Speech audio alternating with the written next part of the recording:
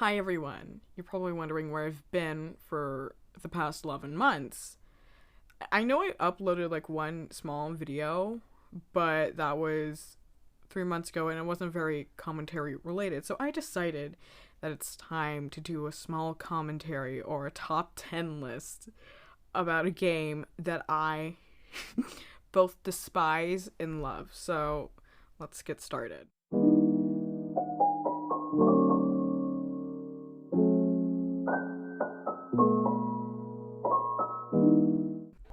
Ponytown is a massive online player game created by Agamenzar. It's popular for its likeness to My Little Pony and its huge fan base, and of course its customizable features and very active community. However, don't let its colorful and peaceful aesthetic fool you. It's a hellhole of toxicity and discourse for days, and I could go on about the mentality of these players and how stupid half the things they say are, but that I'd rather make a video on that later. But would you believe me when I say this game is filled to the brim with ableism, homophobia, pedophilia, or just problematic people in general? You probably have your eyebrows raised at these big nasty words, so I'm going to give you a rundown on some of these most infamous players that aren't well known for being nice. Now, let's get started.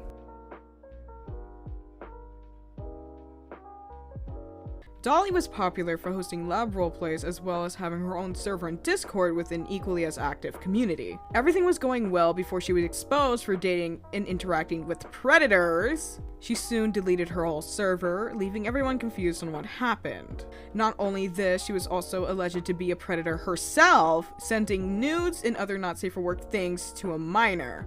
Though I don't know if it's true or not, of course, it's alleged. I haven't seen screenshots myself, so I don't know where I stand on the last part. But knowing that she was in fact in a relationship with someone who was a predator, I wouldn't put it past her. Again, Ponytown is known for stretching the truth on very serious topics, so she hasn't been seen or heard of since the drama happened. She could easily be hiding or on another account, but I'm glad no one was hurt since. The Alberts have a long history on Ponytown. They were an infamous cult that took Ponytown by storm before it slowly fizzled out of relevancy, and mostly, if not all, members disappeared. Though I am doing it no justice by explaining it myself, so let's take a look at the Ponytown wiki page for it. Who is Albert? Albert is the leader of the cult, now known as Vivan Mortua Ghouls on Ponytown. He's known for his rather dark and problematic lore, including sexual assault and murder. Although this is canon to the story, the others are not like the original Albert. They have completely different backstories or lore, as each have their own creative twist. However, the Alberts weren't only hated for having some sort of edgy backstory.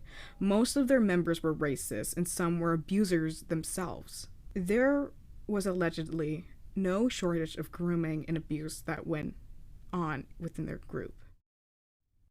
Andrew is a character for sure. Everyone has their own versions of him, and I'm not here to say which one's wrong or right. But hey, I actually got an interview for this one. But before we get into that, we're going to have to explain why he's on this list. This whole thing started when Andrew mistook another popular player's partner as their ex's groomer. Even when asking for proof, Andrew confirmed that said ex had blocked him. For months, he defended his claim against Cupid's ex for being a groomer. After being called out several times, he attempted. Though a bunch of people thought he was doing it to take attention off of his claims against Cupid's ex, I don't really think it's fair to say anyone would fake anything of that nature, because a lot of people attempt and don't actually go through with it. And plus, this is such a high-stress situation. He was going through something. He was going through enough to mistake another person for a groomer. Yeah. After all of that, it was assumed that both parties made up in private, but soon, Andrew took his public Twitter apology off and deleted it. Cupid also deleted their apology to Andrew, And ever since, Andrew's just been digging his grave in deeper and deeper. There's no real outcome to this situation besides it's still ongoing, and the Google Doc, it's still being updated. I'll link it in the description if y'all would want to read. Much like every other person on this list, PvP was a well-known player around docs. They were easily spotted and recognized because they always had their Twitter attached to their profile. Who knew that would be their downfall? I didn't. Jordan, being the first one to call them out, posted screenshots of PvP's retweets of racist memes in Stone Toss comics.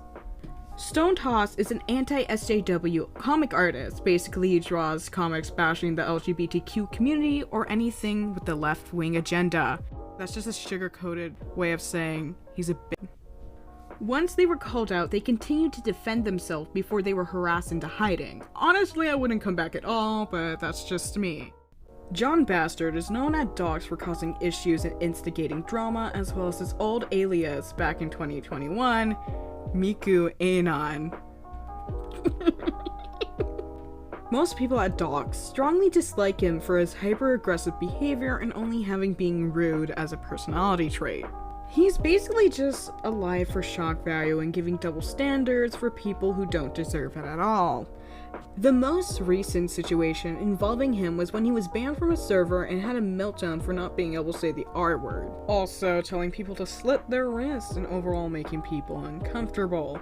He has had many aggressive run-ins with minors while he was irrelevant, yelling at kids for small issues that could have been dealt with much easier. Apparently also yelling at people for simply being in Dolly's server before it was deleted.